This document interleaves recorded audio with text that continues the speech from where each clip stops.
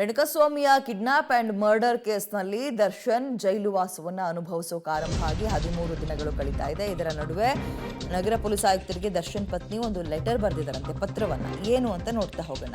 ಪವಿತ್ರ ಗೌಡ ದರ್ಶನ್ ಪತ್ನಿ ಅಲ್ಲ, ನಾನು ಅವರ ಧರ್ಮ ಪತ್ನಿ. ನಾನು 2003ರಲ್ಲೇ ಮದುವೆ ಆಗಿದ್ದೀನಿ ದರ್ಶನ್ ಅವ್ರನ್ನ. ನಮ್ಮಿಬ್ಬರ ಮದುವೆಗೆ, ಪ್ರೇಮಕ್ಕೆ, ಪ್ರೀತಿಗೆ ಓರ್ವ ಮಗ ಕೂಡ ಇದ್ದಾನೆ. ಪವಿತ್ರ ಗೌಡ ಸಂಜಯ್ ಸಿಂಗ್ರನ್ನ ಮದುವೆ ಆಗಿದ್ದು, ಆಕೆಗೆ ಮತ್ತು ಆಕೆಯ ಗಂಡನಿಗೆ ಒಬ್ಬ ಮಗಳಿದ್ದಾಳೆ. ಹೀಗಾಗಿ ಪವಿತ್ರ ಗೌಡರನ್ನ ದರ್ಶನ್ ರವರ ಪತ್ನಿ ಅಂತ ಎಲ್ಲೂ ಉಲ್ಲೇಖಿಸೋಕೆ ಹೋಗ್ಬೇಡಿ ಅಂತ ಪತ್ರ ಬರೆದಿದ್ದಾರೆ. ಪೊಲೀಸ್ ದಾಖಲೆಗಳಲ್ಲಿ ಪವಿತ್ರ ಗೌಡ ದರ್ಶನ್ ಪತ್ನಿ ಅಂತ ಬರಿಬೇಡಿ. ನಗರ ಪೊಲೀಸ್ ಆಯುಕ್ತರಿಗೆ ದರ್ಶನ್ ಪತ್ನಿ ವಿಜಯಲಕ್ಷ್ಮಿ ಮನವಿ ಪತ್ರ ಮಾಡಿದ್ದಾರೆ, ಪತ್ರವನ್ನು ಬರೆದಿರುವಂಥದ್ದು. ಆಮೇಲೆ ಆರಂಭದಲ್ಲಿ ಈ ಪ್ರಕರಣ ತೀರಾ ಫ್ರೆಶ್ ಆಗಿತ್ತಲ್ಲ, ಆಗ ಒಂದು ಸುದ್ದಿಗೋಷ್ಠಿ ಮಾಡಬೇಕಾದ್ರೆ ಅವ್ರು ಬಾಯಿ ತಪ್ಪು ಹೇಳಿದ್ರು ಅಥವಾ ಹೇಗೋ ಗೊತ್ತಿಲ್ಲ, ಅವ್ರಿಗೆ ಹೋಗಿದ್ದು ಇನ್ಫಾರ್ಮೇಷನ್ ಏನು ಅಂತಲೂ ಗೊತ್ತಿಲ್ಲ. ಆಗ ಒಂದ್ಸಲ ಮಾತಾಡಿದರು ಅವರ ಪತ್ನಿಯ ವಿಚಾರವಾಗಿ ಅಂತ. ಅದ್ರ ಬೆನ್ನಲ್ಲೇ ಇದೀಗ ಮತ್ತೆ ದರ್ಶನ್ ಪತ್ನಿ ವಿಜಯಲಕ್ಷ್ಮಿ ಅವರು ಒಂದು ಪತ್ರವನ್ನು ಬರೆದಿದ್ದಾರೆ. ಇದೊಂದು ರೀತಿ ಕರೆಕ್ಟ್, ಶಿ ಈಸ್ ರೈಟ್.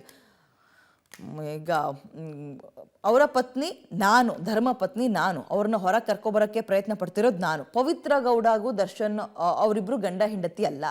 ನಾನು ದರ್ಶನ್ 2003ರಲ್ಲಿ ಮದುವೆ ಆದ್ವಿ. ನಮ್ಮಿಬ್ಬರ ಮದುವೆಗೆ, ನಮ್ಮ ಪ್ರೀತಿಗೆ ಸಾಕ್ಷಿ ಅನ್ನುವಂತೆ ನಮಗೆ ಮಗ ಕೂಡ ಇದ್ದಾನೆ. ಪವಿತ್ರ ಗೌಡಗೂ ಮದುವೆ ಆಗಿದೆ, ಬಟ್ ಸಂಜಯ್ ಸಿಂಗ್ ಅನ್ನುವಂತಹ ಬೇರೆ ವ್ಯಕ್ತಿಯ ಜೊತೆಗೆ. ಅವ್ರನ್ನೆಲ್ಲೂ ಕೂಡ ದರ್ಶನ್ರ ಹೆಂಡತಿ ಅಂತೆಲ್ಲ ಮೆನ್ಷನ್ ಮಾಡಕ್ಕೆ ಹೋಗ್ಬೇಡಿ ಅಂತ ಇದೊಂದು ರೀತಿ ಮನವಿ ಪತ್ರ.